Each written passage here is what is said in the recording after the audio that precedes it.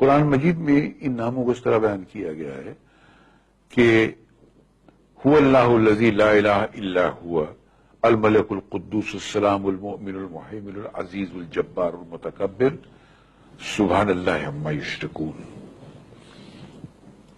وہ اللہ ہی ہے جس کے علاوہ کوئی معبود نہیں ہے. یہ لفظ ہمارے بھائیوں کو سمجھنا بہت ضروری ہے کہ دنیا میں عبادت، کسی کو ماننا، کسی سے کچھ مانگنا، کسی کے سامنے سر جھکانا، وہ صرف اللہ کے لیے ہے. یہ اللہ نے اپنے لیے مخصوص کر دیا ہے.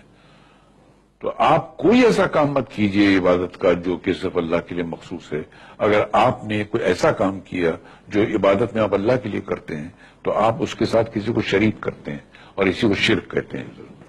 تو کبھی مت کیجیے گا سر، کوئی کتنا بھی بڑا ہو.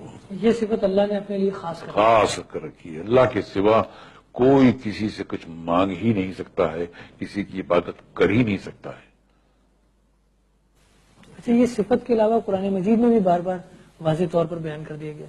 ہاں، یہ آپ کو پہلی بار جو کلمہ میں پڑھایا گیا اس میں بھی گیا لا الہ الا اللہ محمد رسول اللہ.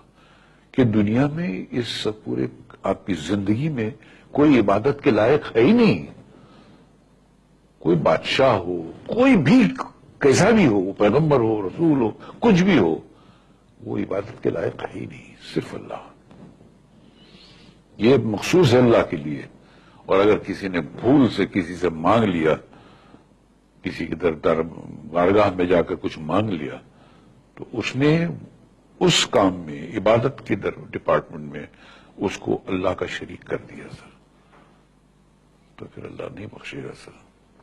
ارے اللہ تو کیا، اس کے فرشتے نہیں بخشیں گے، وہ پورے جلال میں آ جاتے ہیں.